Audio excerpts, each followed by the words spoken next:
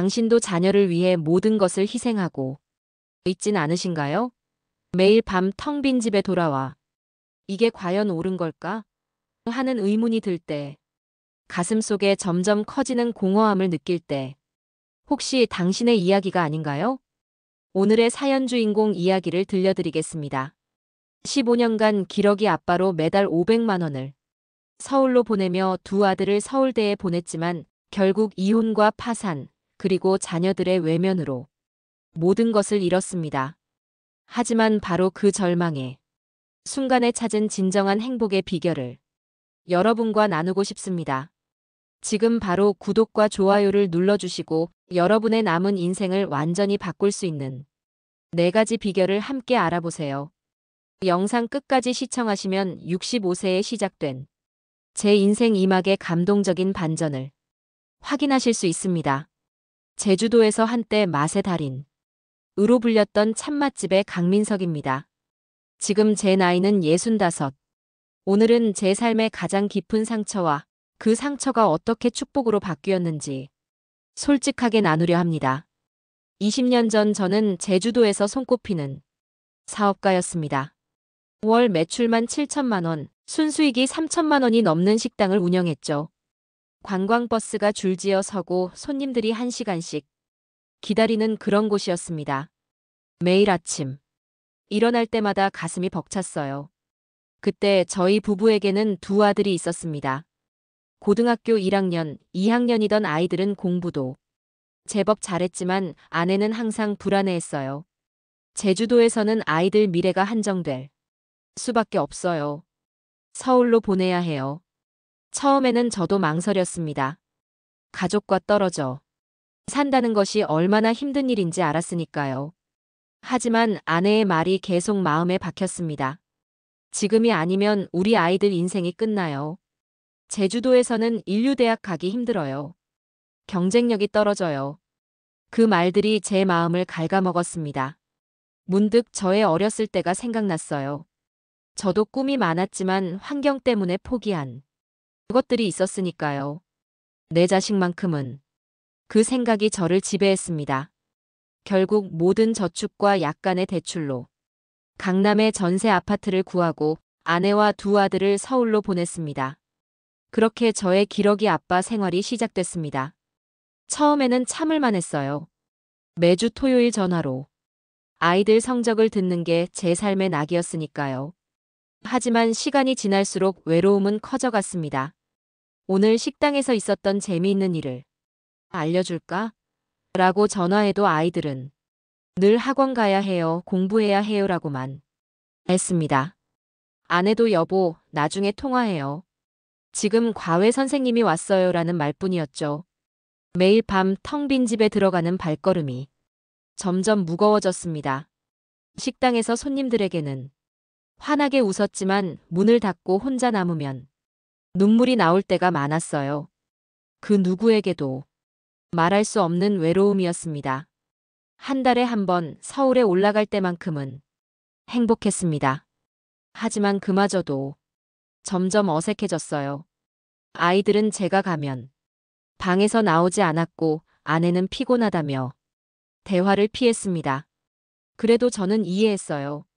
아이들이 공부하느라 힘들겠지, 아내도 고생이 많겠지. 담배는 하루 2갑으로 늘었고 밤에는 소주 한 병이 일상이 됐습니다. 하지만 그 모든 걸 참았어요. 조금만 더 아이들이 대학만 가면 15년간의 눈물과 기다림 끝에 마침내 기쁜 소식이 왔습니다. 큰아들이 서울대 법대에, 2년 후에는 작은아들도 서울대 법대에 합격한 거예요. 그때의 기쁨이란 지금도 가슴이 벅차오릅니다. 그날 저는 식당 손님 모두에게 음식을 공짜로 대접했어요. 우리 아들들이 서울대 법대에 붙었습니다. 그 자랑스러움은 15년의 외로움을 500만 원씩 매달 보낸 희생을 모든 것을 보상받은 것 같았습니다. 그러던 중 기회가 찾아왔어요. 제 식당을 10억 원에 사겠다는 제안을 받았습니다. 동시에 아내는 전화로 서울 오라고 했어요.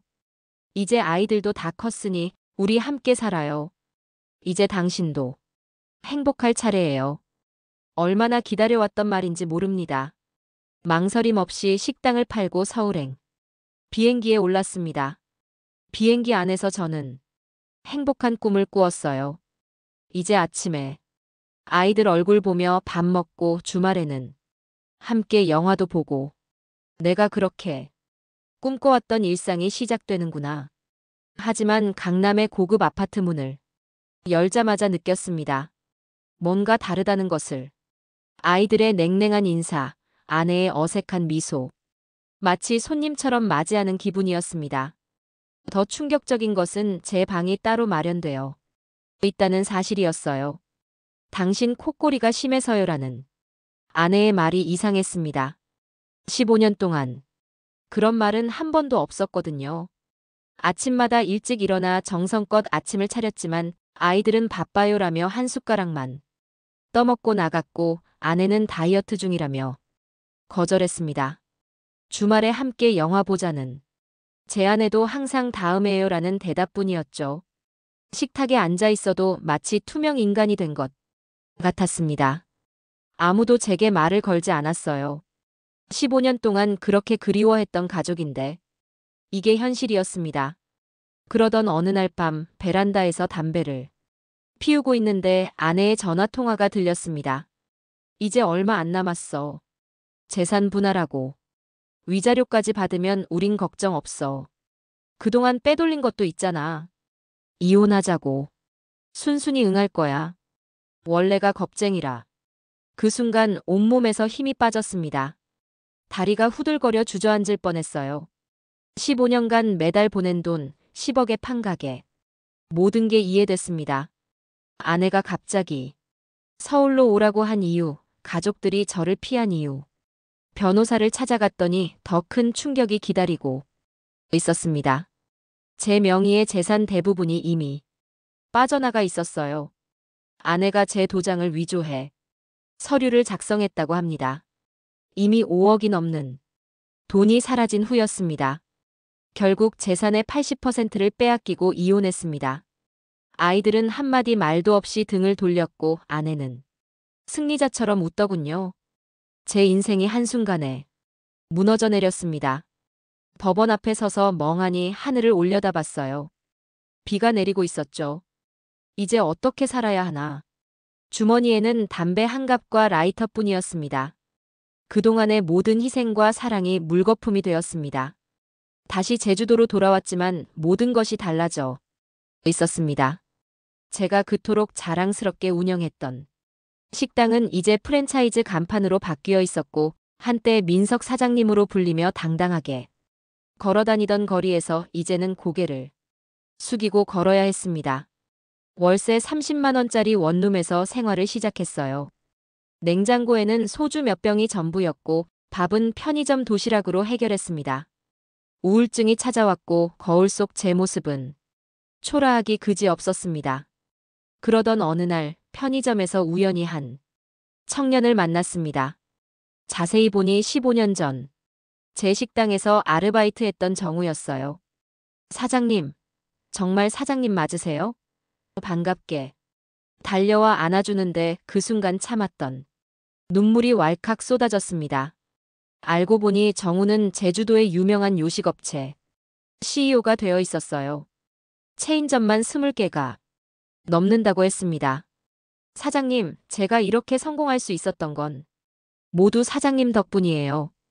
그때 사장님께서 가르쳐 주신 요리에 대한 열정, 손님을 대하는 진심. 그게 저의 밑거름이 됐습니다. 정우는 제게 회사의 임원 자리를 제안했습니다. 사장님의 요리 실력과 경험이 필요합니다. 새로운 메뉴 개발부터 직원 교육까지 사장님이라면 충분히 해내실 수 있습니다. 처음엔 자신감이 없었어요. 뭘 할 수 있을까? 하지만 정우의 말 한마디가 제 마음을 움직였습니다. 사장님, 이제는 사장님을 위해 사세요. 그동안 너무 가족들을 위해서만 사셨잖아요. 그 말이 가슴에 와닿았습니다. 그래, 이제는 나를 위해 살아보자. 과거에 매달리지 말고 새로운 시작을 해보자. 결심했습니다. 첫 월급날, 저는 오랜만에 웃음을 되찾았습니다. 이번에는 제가 번 돈을 온전히 제가 쓸 수 있다는 사실이 신기했어요. 매일 아침 일찍 일어나 회사로 향했고 새로운 레시피를 개발하면서 점점 활력을 되찾아갔습니다. 특히 제가 개발한 건강식 메뉴는 전국 체인점에서 인기를 끌었고 정우는 단순한 회사 대표가 아닌 제 아들 같은 존재가 되어주었습니다. 어느 날 회사 근처 복지관을 지나다가 문득 발걸음을 멈췄어요. 줄을 서서 급식을 기다리는 어르신들의 모습이 눈에 들어왔습니다. 영양가 부족해 보이는 밥과 반찬, 그리고 외로워 보이는 표정들. 문득 제 어머니가 생각났어요.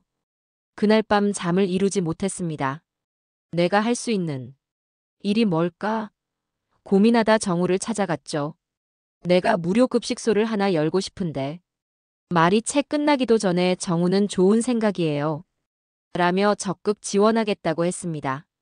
그렇게 제주시 구도심의 작은 식당 민석이에 든든한 한 끼를 열었습니다. 처음에는 하루 20명 정도의 어르신들이 오셨어요. 제가 직접 개발한 건강식 메뉴로 정성껏 음식을 만들었고 특히 제 비법 육수로 끓인 된장찌개는 금세 소문이 났습니다. 어르신들은 제 음식을 드시고 눈물을 글썽이셨어요. 이렇게 맛있는 밥을 공짜로 먹어도 되나요? 그런 말씀을 들을 때마다 제 가슴도 뭉클해졌습니다. 점심시간이면 어르신들과 함께 밥을 먹으며 이야기를 나눴어요. 그분들의 인생 이야기, 지혜, 유머, 모든 것이 제게 새로운 활력이 되었습니다. 한 달, 두 달, 시간이 지날수록 찾아오시는 분들이 늘어 하루 100명이 넘게 되었어요. 정우의 회사에서도 식재료를 지원해주고 직원들이 자원봉사를 오면서 급식소는 더욱 활기를 띠었습니다. 제가 개발한 저비용 고영양 메뉴는 다른 무료 급식소에서도 벤치마킹할 정도였죠. 어르신들은 저를 민석 선생님이라고 불렀습니다. 처음엔 어색했지만 점점 그 호칭이 자랑스러워졌어요. 더 놀라운 것은 어떤 분들은 밥보다 민석 선생님 얼굴 보러 온다고 하셨죠. 그 말을 들을 때마다 가슴이 따뜻해졌습니다. 급식소를 운영하면서 저는 인생에서 가장 중요한 깨달음을 얻었습니다. 진정한 행복은 돈이나 명예가 아닌 나눔과 사랑에서 온다는 것을요. 제가 번 돈으로 가족들의 환심을 사려 했던 과거와 달리 이제는 진심으로 누군가를 위해 봉사하는 기쁨을 알게 되었습니다. 오늘은 제가 65세의 모든 것을 잃고 새롭게 찾은 행복한 노후의 4가지 핵심 비결을 여러분과 나누고 싶습니다. 1. 자녀에 대한 집착에서 벗어나기. 첫째, 자녀에 대한 집착에서 벗어나세요. 처음엔 저도 너무 힘들었습니다. 아이들이 연락도 없고 명절에도 찾아오지 않을 때면 가슴이 찢어지는 것 같았어요. 하지만 점점 깨달았습니다. 자녀도 독립된 인격체라는 것, 그리고 진정한 부모의 사랑은 소유가 아닌 자유라는 것을요. 지금은 아이들에게 연락이 오면 기쁘게 받지만 기대하지는 않습니다. 오히려 그렇게 하니 마음이 편해지고 관계도 자연스러워졌어요. 무료 급식소에서 만난 어르신들과 정우가 이제는 제게 새로운 가족이 되었습니다. 혈연만이 가족을 만드는 것이 아니라는 사실을 뼈저리게 깨달았습니다. 마음으로 맺어진 인연이 때로는 훨씬 더 따뜻하고 진실할 수 있어요. 둘째, 건강관리는 돈 모으는 것보다 중요합니다. 제가 우울할 때는 체중이 92kg까지 나갔고 혈압, 혈당 모두 위험 수준이었습니다. 변화는 아주 작은 것에서 시작했어요. 아침 6시에 일어나 동네 한 바퀴를 도는 것부터요. 처음엔 한 바퀴도 힘들었지만 한 달만 지나니 습관이 되었습니다. 식사도 바꿨어요. 과식을 피하고 채소 위주로 먹기 시작했습니다. 특히 저녁은 가볍게 드세요. 주방에서 오래 일하며 생긴 허리 통증도 꾸준한 스트레칭으로 많이 좋아졌습니다. 지금은 73kg로 건강한 체중을 유지하고 있고 모든 건강 지표가 정상으로 돌아왔습니다. 건강해지니 자신감도 생기고 새로운 도전을 할 수 있는 에너지도 생겼어요. 기억하세요. 아무리 돈이 많아도 건강을 잃으면 아무것도 할 수 없습니다. 건강은 행복한 노후를 위한 가장 기본적인 자산입니다. 셋째, 경제적 독립은 필수입니다. 자녀들에게 의존하면 결코 당당할 수 없어요. 작은 금액이라도 자신만의 수입이 있어야 합니다. 저는 임원 월급 외에도 제가 개발한 레시피의 로열티로 추가 수입을 만들었습니다. 누구에게도 손 벌리지 않아도 되느니 경제적 자유가 얼마나 값진지 모릅니다. 무엇보다 달라진 것은 돈을 관리하는 방식이에요. 이전에는 모든 돈을 가족에게 쏟아부었지만 지금은 월급의 절반은 꼭 저축하고 나머지는 제가 하고 싶은 일에 씁니다. 처음으로 나 자신을 위한 투자를 하는 것이죠. 여러분도 지금부터라도 자신만의 경제 계획을 세우세요. 나이가 들어서도 경제적으로 독립적인 삶을 사는 것이 존엄한 노후의 시작입니다. 넷째, 나눔과 봉사를 통해 삶의 새로운 의미를 찾으세요. 제가 무료 급식소를 시작한 것은 단순한 착한 일이 아니었습니다. 그것은 제 삶의 의미를 되찾는 과정이었어요. 놀라운 사실은 다른 사람을 돕기 시작하니 제 상처와 아픔이 치유되기 시작했다는 것입니다. 어르신들에게 음식을 대접하고 그분들의 미소를 볼 때마다 아, 내가 아직 누군가에게 필요한 사람이구나라는 깨달음이 제 마음을 치유했습니다. 꼭 거창한 일이 아니어도 됩니다. 이웃의 말벗이 되어주는 것, 지역 도서관에서 책 정리를 돕는 것, 작은 재능을 나누는 것. 이런 작은 일들이 모여 삶에 큰 의미를 만들어갑니다. 이제 저는 매일 아침 설렘으로 눈을 뜹니다. 오늘은 또 어떤 분들과 만나고 어떤 이야기를 나눌까? 하는 기대감으로 하루를 시작해요. 더 이상 술과 담배에 의존하지 않게 되었고 매일 건강한 식사와 운동으로 새로운 활력을 찾았습니다. 요리 연구에도 더 열정적으로 빠져들어 젊은 셰프들과 함께 새로운 메뉴를 개발하는 일이 큰 즐거움이 되었어요. 65세 모든 것을 잃고 바닥에 떨어졌다고 생각했던 그때가 오히려 제 인생의 새로운 시작점이 되었습니다. 진정한 행복이 무엇인지, 진짜 가족의 의미가 무엇인지, 그리고 제 자신을 사랑하는 법을 배운 소중한 시간이었어요. 여러분, 나이가 들었다고 실패를 경험했다고 모든 것이 끝난 것이 아닙니다. 오히려 그것은 더 의미 있는 삶을 위한 준비 과정일 수 있습니다. 지금 이 순간부터 자신을 위한 삶을 시작하세요. 자녀에 대한 집착에서 벗어나고 건강을 챙기고 경제적 독립을 이루고 나눔의 기쁨을 경험해 보세요. 그렇게 하면 노후는 인생의 황혼이 아닌 가장 빛나는 시간이 될 것입니다. 저는 지금 이렇게 말할 수 있습니다. 나는 행복합니다. 내가 나를 사랑하고 나를 필요로 하는 사람들이 있어서요. 이 말이 진심으로 느껴지는 순간 여러분의 인생도 달라질 것입니다.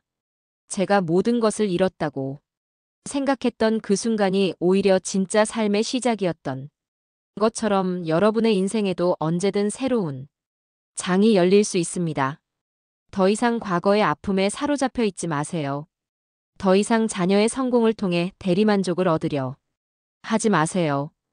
당신 자신의 행복, 당신만의 인생 이막을 위해 지금부터 첫걸음을 내디드세요. 저는 이제 매주 말씀드린 4가지 원칙으로 살아갑니다.